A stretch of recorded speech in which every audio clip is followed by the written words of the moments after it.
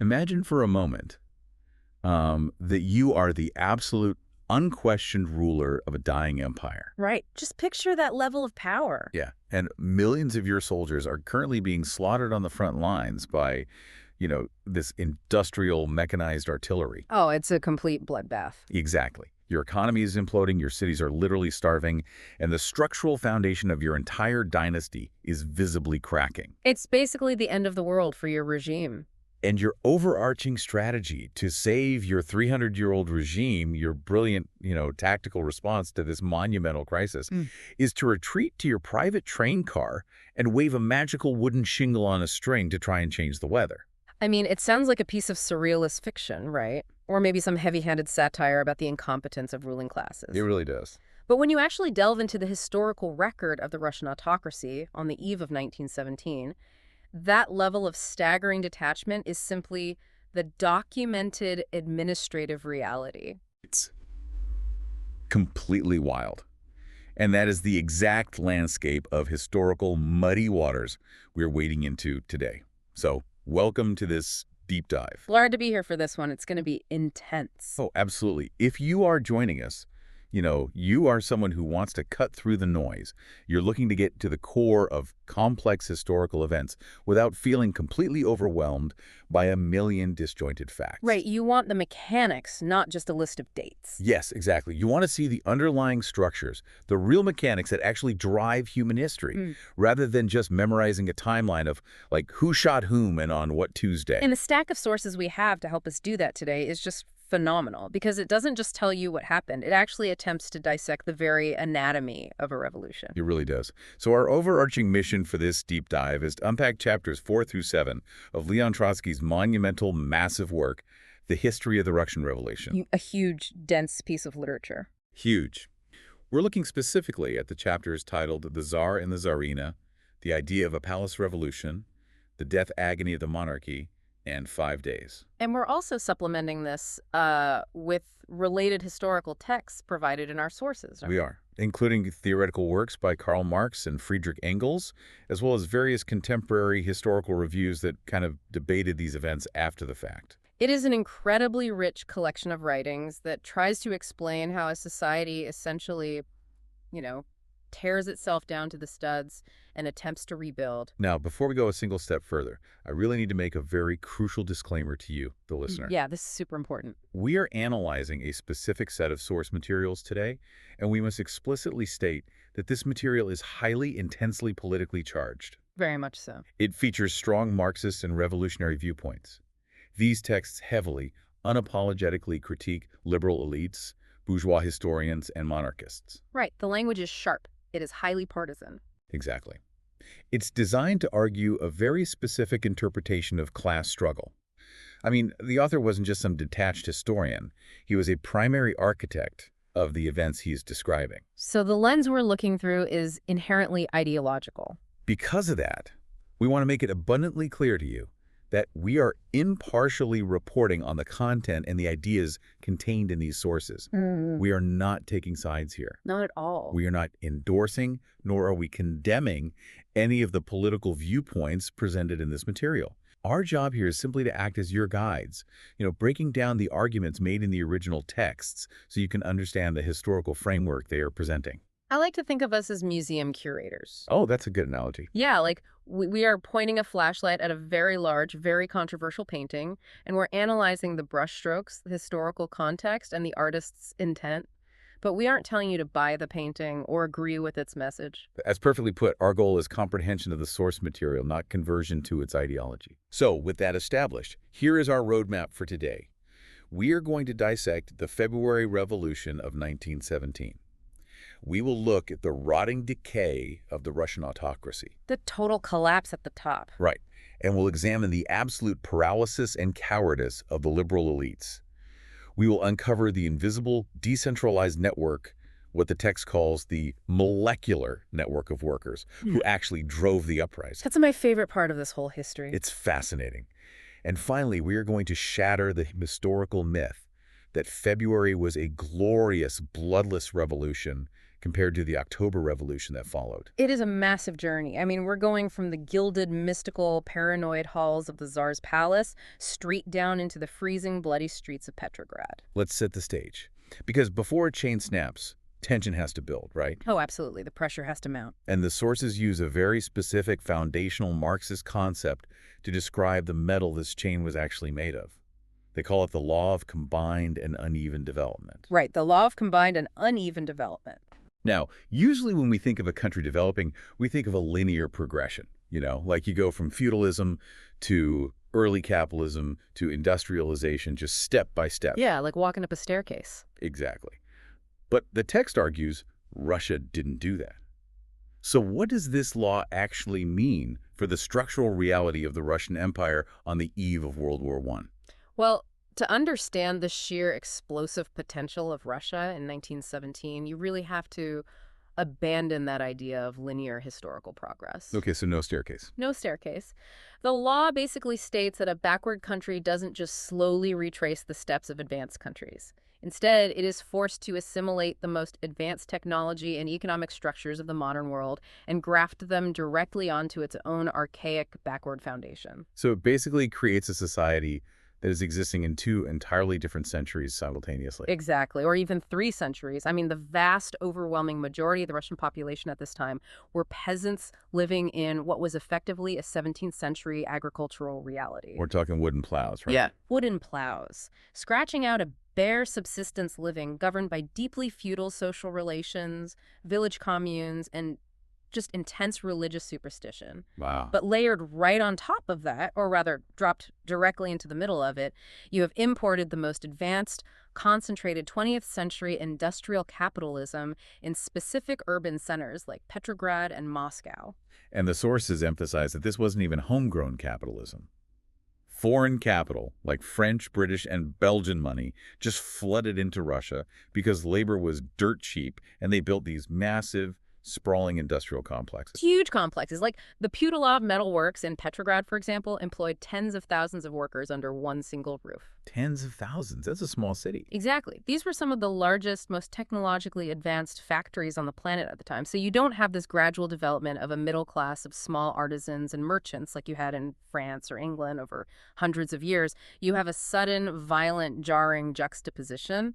I really want to linger on the psychological and social impact of that juxtaposition, because the text suggests this is where the revolutionary energy actually comes from. Oh, 100%. Because, think about it, you are taking a peasant whose entire worldview is shaped by the wooden plow and the village priest, putting them on a train, and dropping them into a massive, deafening steel mill governed by ruthless, modern monopoly capitalism. The shock of that transition must have been incredible. Just totally mind-bending. It really is a complete psychological rupture. The text argues that this creates a highly combustible working class. They don't have generations of gradual adaptation to capitalism. They are thrown directly into the deep end of industrial exploitation, but they still carry all that raw agrarian desperation of the countryside with them. Right, they haven't forgotten the poverty they just left. Exactly. And because they are concentrated together in such massive numbers in these megafactories, it makes organizing them much easier than if they were just scattered in tiny little workshops across the city. And then you take that fundamentally fractured society, that 17th century agricultural base groaning under the weight of these 20th century industrial islands, and you force it to fight a mechanized modern industrial war, World War I. Which acts as the ultimate stress test. All right. The texts argue that Russia was the weakest link in the imperialist chain precisely because of this uneven development. It wasn't just a matter of poor military strategy. Which they also had, to be fair. True, but the entire economic and social foundation was mathematically incapable of sustaining the logistical pressure of a modern conflict. The math just didn't work. It didn't. You cannot fight a war of machine guns, railways, and heavy artillery when your agricultural base is still relying on a wooden plow to feed the cities. The supply chains broke down, inflation skyrocketed, and the country just began writhing in the grip of absolute economic ruin. Which brings us directly to the people supposedly in charge of managing this structural collapse, the autocracy, the Romanov dynasty. This is where it gets really dark. When you read Trotsky's description of Tsar Nicholas II and the Tsarina Alexandra, it is staggering. I mean, it reads less like a political critique of their policies and more like a clinical autopsy of their personalities. That's a really good way to put it. But what strikes me is that the Marxist view presented here doesn't just dismiss them as bad leaders. It treats them as inevitable symptoms of a dying class. And that is a really crucial distinction in the source material. Bourgeois history often looks for the great man, or the terrible man, to explain massive historical events. Right, if only someone else was in charge. Exactly. But this text analyzes their personalities as a direct reflection of their historical obsolescence. Let's look at Nicholas II first. The text characterizes him as possessing an apathetic cruelty. Okay, what does that actually mean in practice? Because, he wasn't a ranting, raving tyrant like Ivan the Terrible, right? From what I understand, he was known to be quite polite. Extremely polite. He was a dim, equable, exceptionally well-bred man. But his cruelty stemmed from a complete, chilling detachment from the reality of his own empire. Detachment. Yeah, he would sign off on brutal repressions, pogroms, and the executions of thousands of people with the exact same emotional engagement one might have when, checking off a grocery list. There is a quote in the sources from Rasputin, of all people, a man who was essentially running the inner court. And the text calls Rasputin a psychologist in his own rough peasant way. Which is such a fascinating description. Right, and Rasputin noted that Nicholas simply lacked insides. Lacked insides. I mean, it is a devastating psychological profile. The text describes Nicholas as a moral castrate, absolutely deprived of imagination or any sort of creative force. He's just empty. Completely empty. When the country was facing catastrophic crises like the 1905 revolution, the outbreak of World War I, the total collapse of the supply lines, Nicholas would retreat into this bizarre, apathetic calm. I remember reading about his diaries. Yes. He would write in his diary about shooting crows in the garden or, the quality of his tea, completely insulated from the abyss that was just opening up beneath his feet. But then you look at his wife, the Tsarina Alexandra, and she seems to be the exact opposite in terms of willpower. She is constantly pushing him, driving him. Blindlessly. Yet the text portrays her as equally, if not more, disconnected from the material reality of Russia. Alexandra is a fascinating study in these texts. She possessed a much stronger will than Nicholas, that's for sure. But it was driven by a highly specific, very toxic ideology. What kind of ideology? Well, the text notes that she brought a sort of rigid Protestant bigotry from her German background, and upon converting to Russian Orthodoxy, translated it into a feverish, obsessive mysticism. Wow. She didn't want to be a constitutional monarch at all. She viewed herself as a Byzantine despot by absolute divine right. She literally wrote letters to Nicholas, urging him to emulate Ivan the Terrible. She did. While he was at military headquarters overseeing this disastrous war, she would write to him. And she wrote in English, by the way, which is a remarkable detail highlighting their detachment from the Russian people. Oh, that's wild. I didn't even think about that. Yeah, telling him to be Ivan the Terrible, to be Emperor Paul, to crush the opposition, to assert his divine will. But the thing is, she didn't just offer political advice. She offered magical, supernatural advice. And this is where the source material gets genuinely surreal. We're talking about the highest levels of government of a major world power during a modern industrialized world war, and the text describes the court as drowning in savage medievalism. Savage medievalism. And this isn't metaphorical. Yeah. They were engaging in literal magical thinking. It is so surreal. The text details how, in their absolute desperation to control a world that was spinning out of their grasp, the Tsar and Tsarina turned to pure superstition. They used shingles on strings. Wait, like actual wooden shingles? Actual wooden shingles on strings. It's a practice borrowed from certain indigenous Siberian tribes, and it was intended to magically control the weather. And they were using this to try and influence political and military events. I just try to picture that. Yeah. Imagine being a Russian conscript in the trenches, right? You're freezing, you're starving, you're being shelled by German Krupp artillery, and your supreme commander, the man holding your life in his hands, is literally trying to fight back by spinning a magical piece of wood on a string. It's horrifying, and it extended to the military itself. The Tsar's military train, which was stationed at the front lines, had a whole chapel full of large and small religious images, icons, and fetishes. Like good luck charms. Exactly, which they genuinely believed they could bring to bear as a defensive shield against German artillery. And the absolute pinnacle of this detachment, as described in the text, was the Tsarina sending Nicholas an apple. Oh, the apple. Yes. An apple handed to her by Rasputin with explicit instructions that the Tsar must eat it because it would magically strengthen his will to resist making any political concessions to the Duma. It just highlights a complete total collapse of rational governance. And this brings up the figure of Rasputin, who is often portrayed in, popular history as this hypnotic rogue who accidentally hijacked an empire. The mad monk with the crazy eyes. Exactly. But the text makes a profoundly different argument about him. Right. Trotsky doesn't treat Rasputin as some mastermind or even an aberration. No, the history argues that Rasputin was merely the instrument of a ruling clique. The court, the high aristocracy, the people surrounding the throne, they were in a state of terminal panic. They knew the end was coming. They did. They were rabidly fighting for their own self-preservation, but they had lost all faith in their own ability to actually govern. The text posits that when a ruling class is terrified, when it senses its own historical doom and loses its grip on material reality, it inherently retreats into mysticism and superstition. It's like a defense mechanism. Exactly.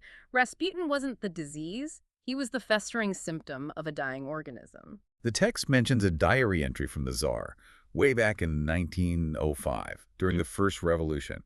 The entire country is exploding in strikes, the Navy is mutinying, and Nicholas writes, and I quote, "We got acquainted with a man of God, Gregory, from the Tobolsk province." Amazing timing, right? It is as if the more the real world threatened to break down their doors, the deeper they retreated into this mystical bunker. This ties directly into the core Marxist view of the monarch that the sources explain. The text argues that even the most despotic autocrat, a ruler who claims absolute divine right, isn't actually a free individual shaping history by their own arbitrary will. So they aren't the ones really pulling the strings. No, the monarch is always the crowned agent of the privileged classes. The ground agent. So the Tsar is ultimately just a reflection of the class that props him up, the nobility and the elite. Precisely. When those privileged classes are historically progressive-like, when they are building the nation, organizing the economy, expanding the monarchy, appears strong, confident, and rational. That makes sense. But, as the text argues, when those classes become a parasitic growth, when they lose their guiding function in society and exist only to extract wealth while contributing nothing, the monarchy's level sinks too. The rot spreads upwards. Yeah. The dynasty becomes isolated. It operates on mere reflex, lashing out with that apathetic cruelty or retreating into mysticism, just mirroring the elite society in Petrograd that the sources describe as feeling, quote, spiritually sick. Let me push back on this framework a bit, or at least try to stress test it against the standard historical narrative we're all taught. Sure, go for it. The typical mainstream view of the Russian Revolution often rests on what we could call the weak man theory. It basically suggests that Nicholas was just uniquely incompetent. Right, the idea that it was just bad luck getting a bad king. Yeah, the argument goes, if Russia had a strong visionary leader at the helm like a Peter the Great, or even just a competent reformer, none of this would have happened. The revolution was an accident of bad management. And that is exactly the liberal bourgeois critique that the source material aggressively, systematically dismantles. Okay, so let's explore an analogy to see how the text refutes that. Let's say the Russian Empire is a massive Fortune 500 company. Okay, I like this. Is the text arguing that Nicholas is a terrible CEO who took over a fundamentally sound company, ignored the market data, sat in his office reading astrology charts while competitors stole their market share and thereby bankrupted a good business? Or is the text arguing that the company itself, its entire business model, merging medieval feudalism with foreign-owned monopoly capitalism, was producing a product nobody wanted, its debts were mathematically insurmountable, the factory floor was fundamentally broken, and was so structurally doomed that it absolutely did not matter who was sitting in the CEO's chair? The sources plant their flag immovably in the second camp. So the company was just doomed. Doomed. The text explicitly addresses this by stating, the most we can say is that this or that policy of the monarchy, this or that personality of the monarch, might have hastened or postponed the revolution, but could not alter its direction. Wow. So it was inevitable. The company was structurally bankrupt. The rot wasn't just in the boardroom, it was in the foundation. That 17th century agricultural base could not support the 20th century war. The supply chains were shattered. No CEO, no matter how brilliant, no matter how much of a visionary, can fix a math problem that fundamentally doesn't add up. 2 plus 2 is never going to equal 5. Exactly. Nicholas's specific brand of weakness, his apathetic cruelty, merely flavored the inevitable bankruptcy. It did not cause it.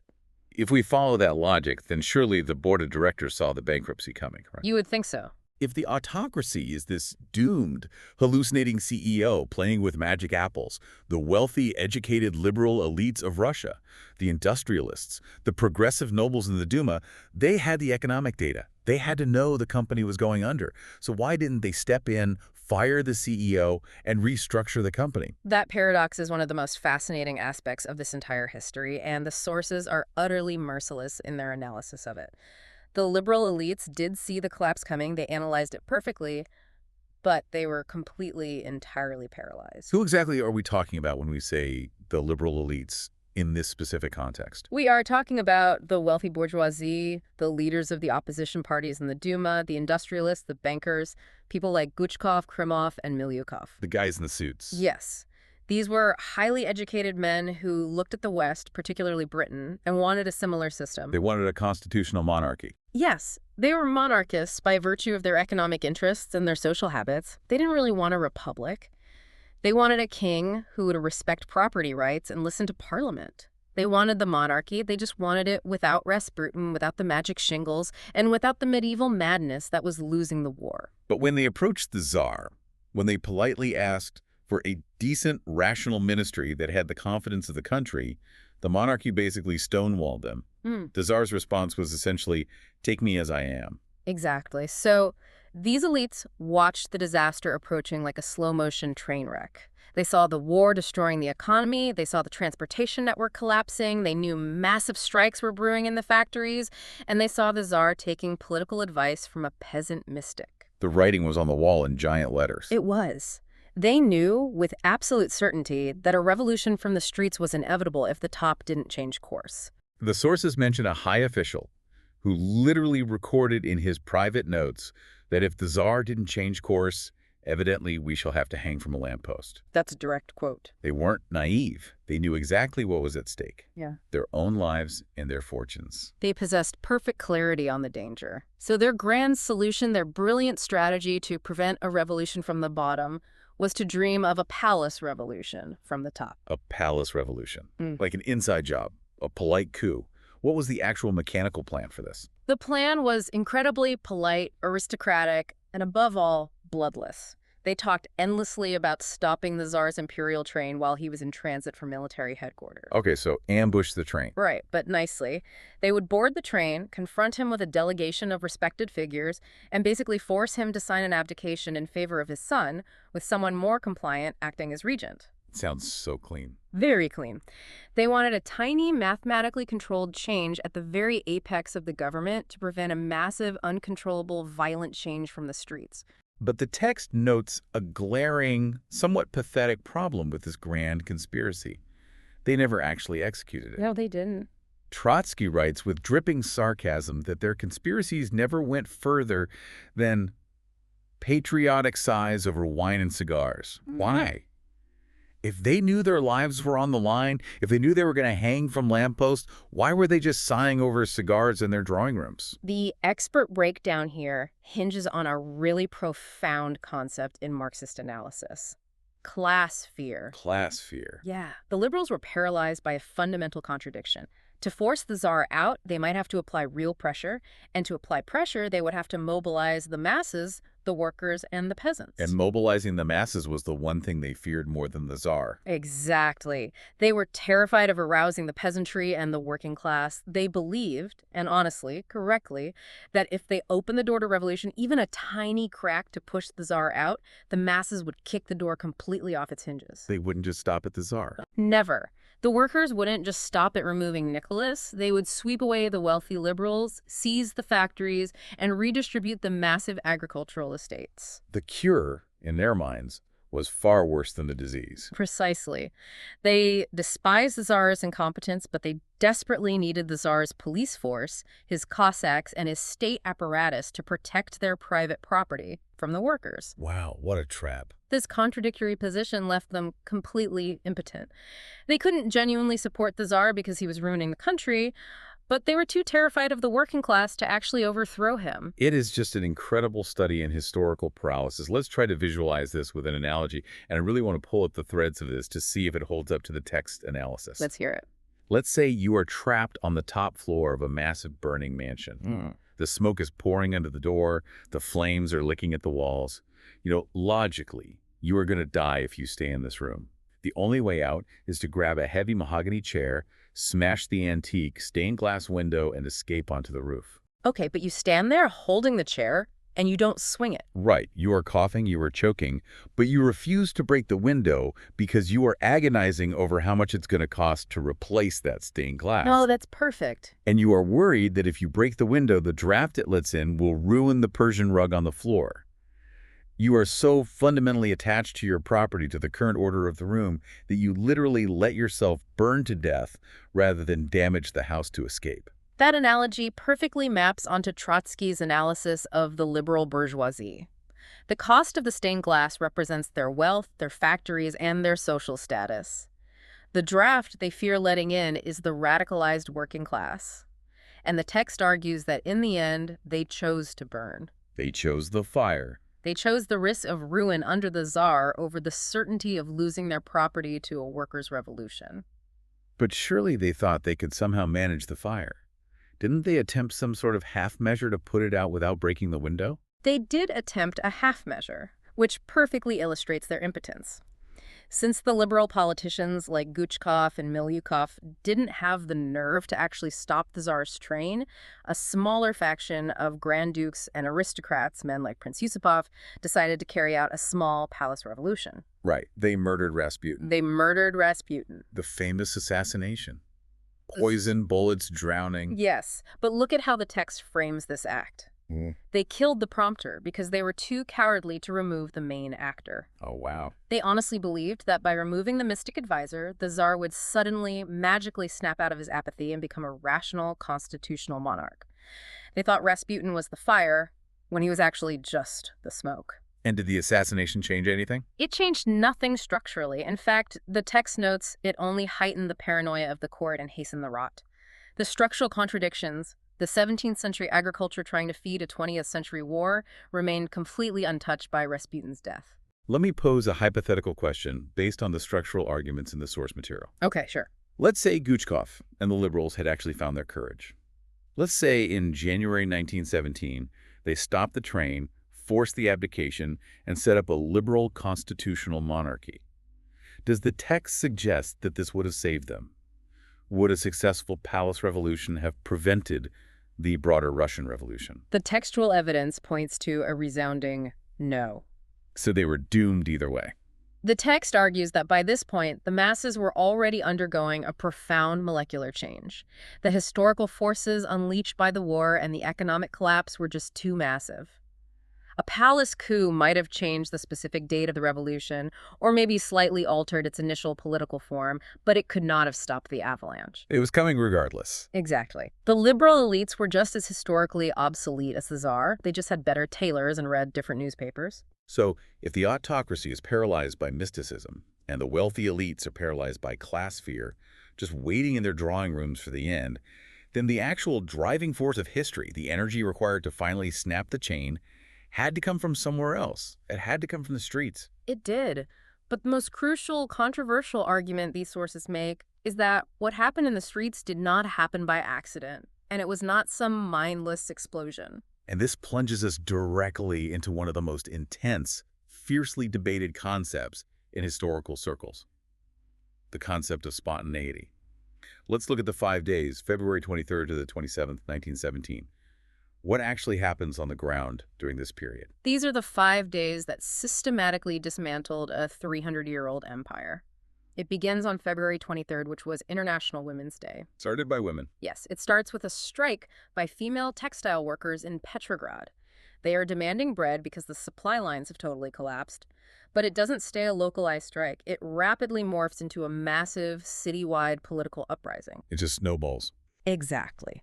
Hundreds of thousands of workers pour into the streets. Over the next few days, they clash with the police, they engage the military, and crucially, by the fifth day, the army mutinies, the soldiers refuse to shoot the crowds, and the autocracy simply ceases to exist. Now, the prevailing historical myth, what the text specifically calls the view of bourgeois politicians, liberal historians, and frankly a lot of modern textbooks, is that this February Revolution was entirely spontaneous. Yes.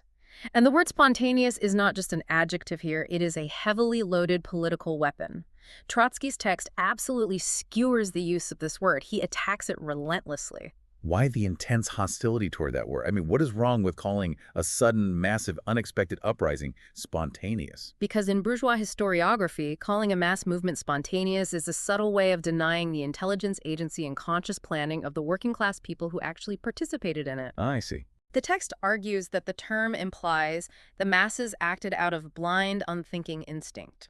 It portrays them like an anthill that gets kicked, or a beehive that suddenly swarms because it's too hot.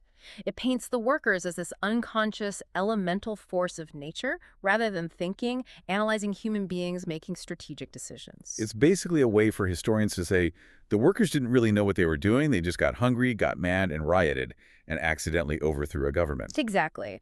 And the text points out why official society prefers this narrative. By denying that the masses had conscious thought, the educated classes, the liberals, the professors, the politicians, protect their own ego and their claim to superiority. It's about protecting their status. Yes. They simply cannot fathom, they refuse to accept, that uneducated, unwashed factory workers could engineer a successful revolution that they, the brilliant, educated elites in the Duma, utterly failed to manage. But the reality, according to these sources, is entirely different. To replace the idea of spontaneity, the text introduces this incredible phrase, the molecular work of revolutionary thought. I love this concept. Walk us through the mechanics of this molecular work. What does it actually look like on the ground? Molecular work refers to the invisible, decentralized, but highly conscious political education and organization happening at the absolute ground level of society. The text emphasizes that these workers in 1917 were not blank slates. They weren't just angry mobs. No, they had been brutally, violently educated by the failures of the 1905 revolution. They had lived through over a decade of intense underground political struggle, massive strikes, prison terms, and continuous daily debate. So they had been synthesizing their experiences all this time. Continuously. In every factory floor, in every metalworkers guild, in every tavern, and in every military hospital, there were decentralized leaders. Now, these weren't necessarily famous intellectuals giving grand speeches from balconies. Not the guys on the posters. Right. These were everyday workers who had absorbed Marxist theory. They were interpreting events, reading between the lines of the censored state newspapers, and making conscious scientific decisions based on their lived class experience. The sources say they were refining their class instinct with a political criterion. Yes. They were constantly evaluating tactical data. Can we strike today? Do we have enough numbers? If we march to the center of the city, will the soldiers shoot us, or will they hesitate?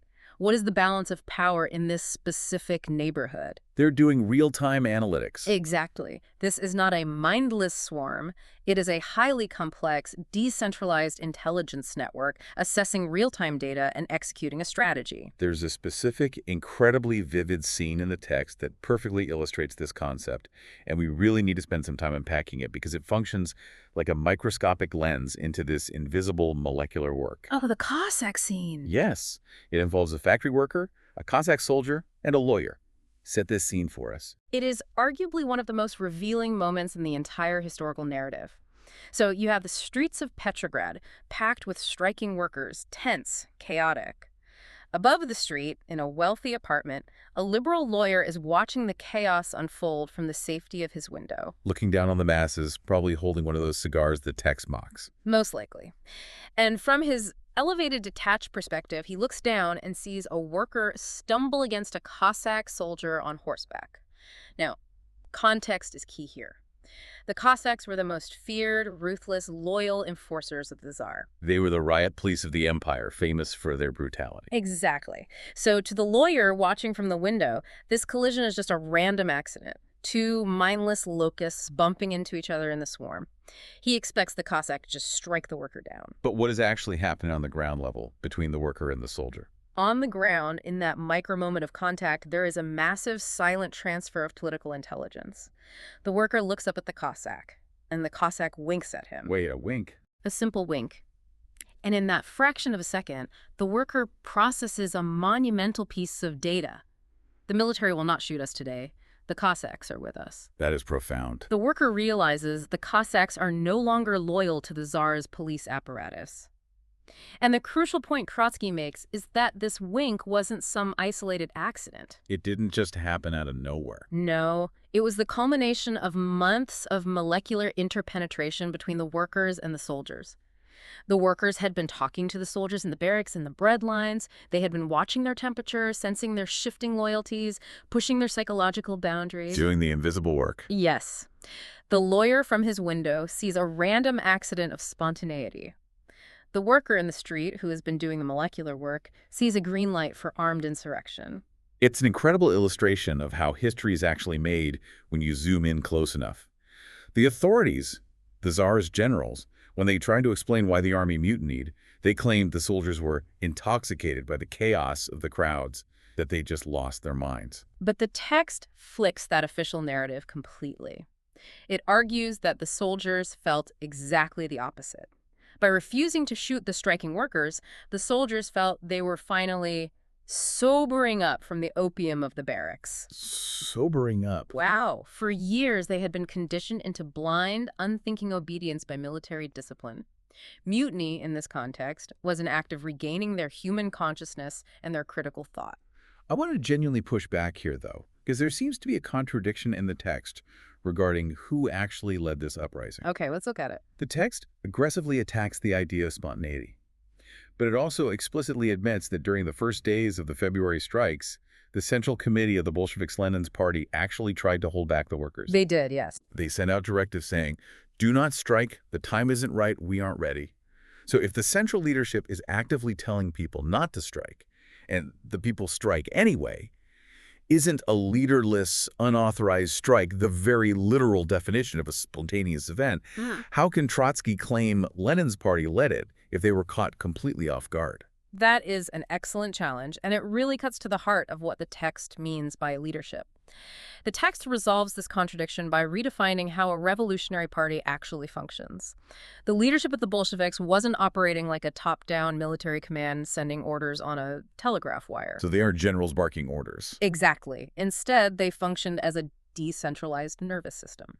Elaborate on that. How does a nervous system lead? Well, the Bolshevik Party had spent years, over a decade, educating these specific workers in Marxist analysis and strategic thinking and in class consciousness.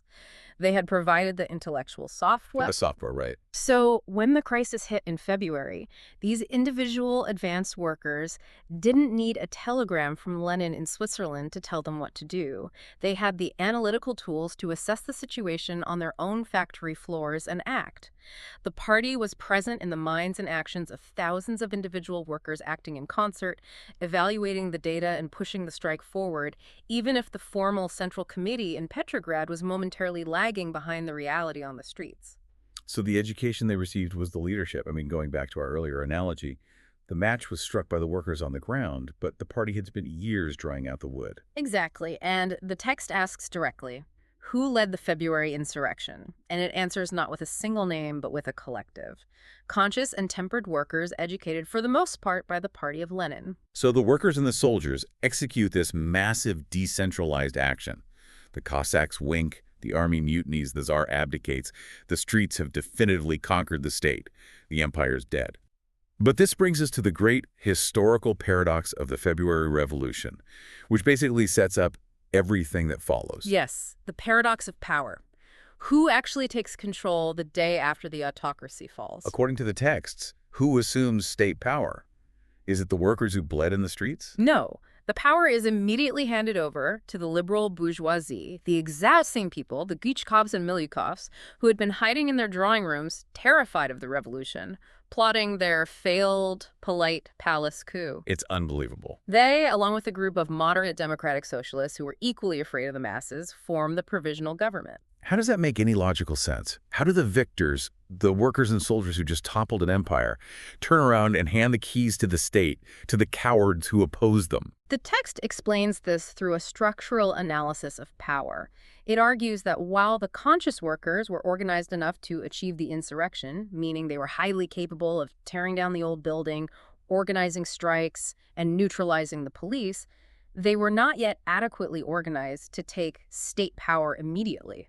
So destroying a state and running a state require two completely different mechanisms. Exactly. To administer a country of 150 million people, you need a very different level of structural organization than you need to run a street battle.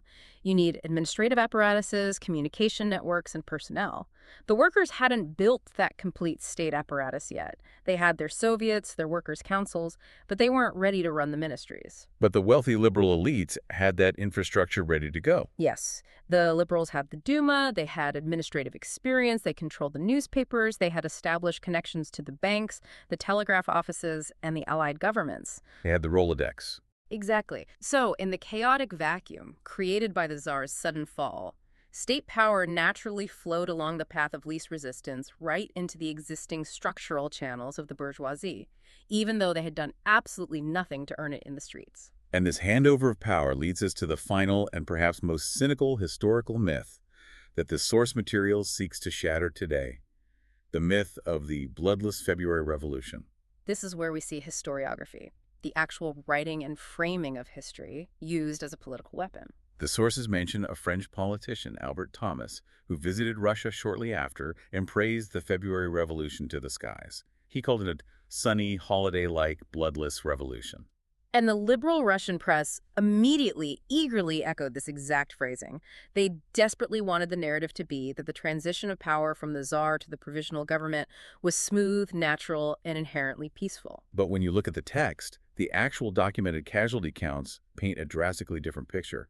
I was shocked when I read the numbers. What were the real casualties? The text states clearly that in Petrograd alone, during the 5 days of February, there were 1,443 people officially recorded as killed and wounded. Almost 1,500 people. And that's just the official count in the capital. It doesn't account for clashes elsewhere. It was a violent, brutal street war. The text describes it as a violent payback for centuries of oppression, persecution, and vile blows suffered by the masses. The soldiers and workers had to physically fight, bleed, and die to break the resistance of the Tsar's police and the loyalist regiments. So we have nearly 1,500 bodies in the streets. Why do bourgeois historians and politicians like Albert Thomas look at a conflict with 1,500 casualties and brazenly call it bloodless? How do they justify ignoring the bodies? Because, from their class perspective, the literal blood of working-class people just doesn't count in the political ledger. Wow. The myth of a bloodless revolution isn't about literal casualties. It's about establishing a political narrative of legitimacy. By calling it bloodless and sunny, the liberal bourgeoisie makes it look as though state power came to them of its own accord, legally, peacefully, as a natural evolution of society. It erases the violent struggle of the working class from the historical record entirely. Exactly. If the revolution was just a peaceful, natural evolution, then the liberal provisional government is the natural, legitimate heir to the nation. If they admit it was a violent class war won by the workers, then their own claim to power becomes highly questionable. It is an incredible sleight of hand. But what makes it even more glaring, and what the text hammers home, is the sheer hypocrisy when you contrast how these historians treat February versus how they treat the October Revolution that happens 8 months later. This is the absolute crux of Trotsky's historiographical argument. In October 1917, the Bolsheviks, backed by the Soviets, decide they are finally ready to take state power, and they overthrow that liberal provisional government. And how do the bourgeois historians describe the October Revolution? Do they call it sunny and bloodless? Not at all. They vilify it completely. They label it a violent, illegitimate conspiracy, a dark coup d'etat perpetrated by a tiny minority of fanatics. But, and this is the vital question the text poses, what are the actual casualty numbers for the October Revolution in Petrograd? 0. Or effectively 0. 0. The text states that the October Revolution in the capital was achieved with practically no bloodshed. The provisional government was so hollowed out, and the Bolsheviks had such an overwhelming, disciplined majority of the masses and the military garrison behind them that the liberal government simply collapsed and surrendered without a fight. So let me get this completely straight. The February Revolution has 1,500 working-class casualties, and the bourgeois historians call it a sunny, bloodless holiday. The October Revolution has 0 casualties, and they call it a violent, illegitimate conspiracy. That is the exact contradiction the text exposes. How does the source material explain this massive, almost conical hypocrisy? To explain the mechanics of this hypocrisy, the expert analysis in the text brings in a brilliant synthesis with Karl Marx's earlier writings on the French Revolution, which are also included in our sources. Marx writing about the events of 1848 in France. Let's unpack that connection, because it perfectly illuminates 1917. Right. So in 1848, France experienced 2 major uprisings. Marx noted that the first one, the February 1848 revolution against the monarchy, was universally praised by the French elite as the nice revolution. It was celebrated as the revolution of universal sympathies and fraternity. Why nice? Because the working class and the wealthy bourgeoisie fought together against the king. But in June of 1848, the workers rose up again, this time demanding actual economic rights, shorter working hours, and fair wages. And the bourgeoisie responded by brutally crushing them with the military. Marx called June the ugly revolution, the nasty revolution. Why was June considered ugly by the elites? Because in June, the workers challenged bourgeois property. The nice February Revolution just changed the political label from monarchy to republic, leaving the wealthy in charge of the economy. The ugly June Revolution threatened their actual bank accounts and their control of the factories. So the text is taking Marx's 1848 framework and applying it directly to Russia in 1917. Absolutely. The Russian bourgeoisie loved the February Revolution because, despite the 1,500 dead workers, the outcome gave the elites a republic, it put them in government ministries, and crucially, it protected their wealth, their estates, and their factories from the masses. To them, that outcome makes it a bloodless, glorious victory. Because their elite blood wasn't spilled and their property wasn't taken. The workers' blood was just, the acceptable cost of doing business. Exactly. But they hated the October Revolution with a burning passion. They call it a violent conspiracy, completely ignoring the lack of casualties in Petrograd, simply because in October, the workers actually took state power for themselves and expropriated the bourgeoisie's capital. It's the property. They call it a conspiracy because they are the ones who finally lost out. It's purely 100% a matter of class perspective dictating historical truth. The morality of the historian is determined by their pocketbook. According to this Marxist critique, a revolution is only deemed good, natural, and spontaneous by official society if it leaves the wealthy in charge at the end of the day.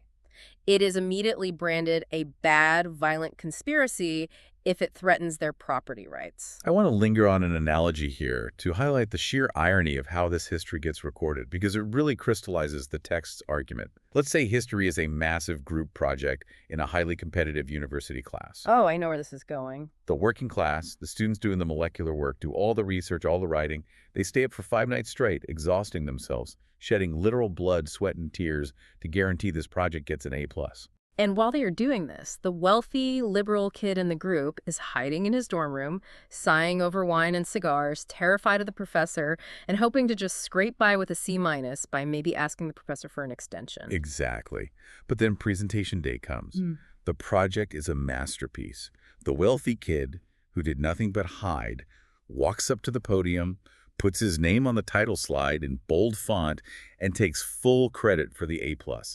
He smiles at the professor and says, "Yes, it was a very peaceful, organic, spontaneous process for me to create this brilliant work." And the bourgeois professor just applauds him, praising his natural genius. Right.